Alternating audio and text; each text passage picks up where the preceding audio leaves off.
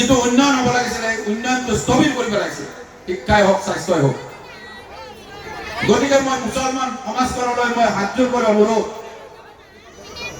যে ল'ৰা ছোৱালীক আপোনালোকে পঢ়ক, বিশেষকৈ কন্যা সন্তান 20 বছৰৰ তলত বিয়া নিদিব, 20 বছৰৰ তলত কেতিয়াও বিয়া নিদিব। 20 বছৰ 21 বছৰ 22 বছৰলৈকে পঢ়াওক, ভাল মানৱ সম্পদ গঢ়িবলৈ চেষ্টা কৰক। আপোনালোকে ঘপককে বিয়া দিয়ে, গেদি বড় হৈছে গতিকে বিয়া দিয়া লাগে, এই হচ্ছে শ্লোক। না না, এই সিস্টেমত আর নচলে। এই সিস্টেম বন্ধ কৰিবৰ সময় হ'ল।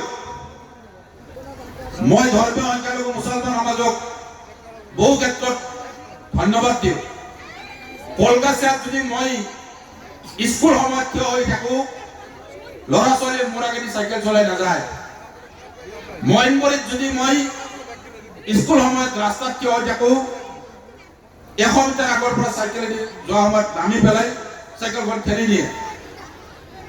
অসমীয়া সংখ্যাগৰিষ্ঠ অঞ্চলত এই সন্মান নাই। ধৰ্মীয় সংখ্যালঘু সমাজখনে সেই সন্মানটো জানে। অলপ চলাত কৰবাত অলপ ভুলৰ কাৰণে আজি সমগ্ৰ মুছলমান সমাজখনে বদনাম ল'ব লগা হৈছে।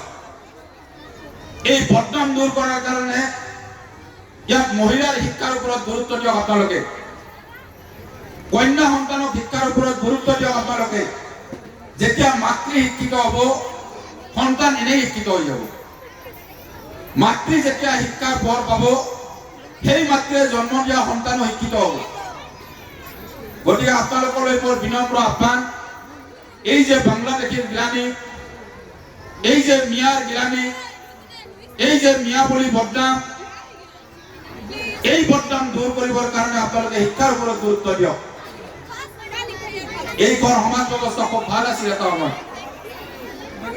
1930 চনৰ আগত অসম সাহিত্যৰ সভাপতি পদ্মনাথ গোহাঁই বৰুৱাই যেতিয়া সাহিত্য সভাৰ জন্ম দিল, তেতিয়া মাৰ্ঘেৰিটাত অধিৱেশন হ'ল আৰু মাৰ্ঘেৰিটা অধিৱেশনত অম্বিকাগিৰি ৰায় চৌধুৰীয়ে কৈছিল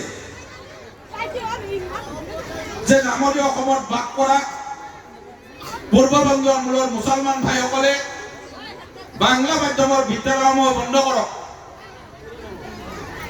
আৰু তেওঁলোকে সেই বিদ্যালয়সমূহ অসমীয়া গঢ়ি তোলক। ৰাতিৰ ভিতৰত ধুবুৰী, গোৱালপাৰা, বৰপেটা এই বিশাল অঞ্চলবিলাকত নিশাৰ ভিতৰতে বাংলা মাধ্যমৰ বিদ্যালয় এই মুছলমান সমাজে বন্ধ কৰিছে। আজি বাংলা মাধ্যমৰ বিদ্যালয় নাই। আজি অসমৰ ধৰ্মীয় সংখ্যালঘু মুছলমান অঞ্চলত প্ৰত্যেকটো ঠাইতে অসমীয়া মাধ্যমৰ বিদ্যালয় খুলিছে। আজি নয়নজ্যোতি জাতীয় বিদ্যালয় অসমীয়া মাধ্যম, আজি বাংলা মাধ্যম তেতিয়াই এৰিলে। অসমৰ ভাষা সাহিত্য সংস্কৃতি মুছলমান সমাজে গ্ৰহণ কৰি আজি অতি ভাল লাগিছে।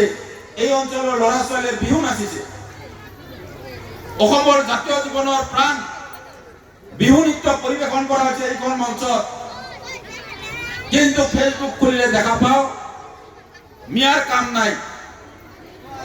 মিয়া মানে চুৰ, মিয়া মানে ডকাইত, এটা লেবেল লগাই দিব চেষ্টা কৰা হৈছে। আজি অসমৰ আপোনালোকে মুছলমান পঞ্চায়তবিলাক চাব। অসমৰ মুছলমান পঞ্চায়ত ভগতীকৰণ পঞ্চায়তত মদৰ দোকান নাই। পঞ্চায়ত মেটা, পুঠিমাৰী, চুইলাকাটা, কামাৰগাঁও অসমীয়া অঞ্চলত কিমান মদৰ দোকান লাগে আপোনাক? ঘৰে ঘৰে মদৰ দোকান খুলি লৈছে। মুছলমান মানুহৰ এটা চাইডত দোষ থাকিলেও এটা চাইডত ভাল গুণ আছে আৰু ভাল গুণখিনিকে দবাই ৰাখি আজি সমগ্ৰ মুছলমান মানুহৰ মাজত এটা বাংলাদেশীৰ লেবেল লগাই দি এটা ৰাজনৈতিক চক্ৰই হওক, জাতীয়তাবাদী চক্ৰই হওক, সমগ্ৰ মুছলমান সমাজখনক খানমান কৰি দিয়া হৈছে। 1935 চনত অসম বিধান পৰিষদৰ অধিৱেশন হৈছিল। পমা মুছলমান চৈয়দুৰ ৰহমান নামেৰে বিধান পৰিষদত কি কৈছিল 1935 চন যে আমি ডমেষ্টিক অসমীয়া হ'ব বিচাৰো, আমি কোচ কলিতাসকলৰ দৰে অসমীয়া হ'ব বিচাৰো, আমি অসমৰ তিৰংগীয়া ভূমিপুত্ৰ হ'ব বিচাৰো। 1935 চনত কৈছিল চৈয়দুৰ ৰহমান। আপোনালোকৰ পমুৱা মুছলমানৰ প্ৰতিনিধি আছিল অসম সাহিত্য সভাত সেই সময়তে ধৰ্মীয় সংখ্যালঘু মুছলমানে বৰঙণি দিছিল কটন বিশ্ববিদ্যালয় কটন মহাবিদ্যালয় প্ৰতিষ্ঠা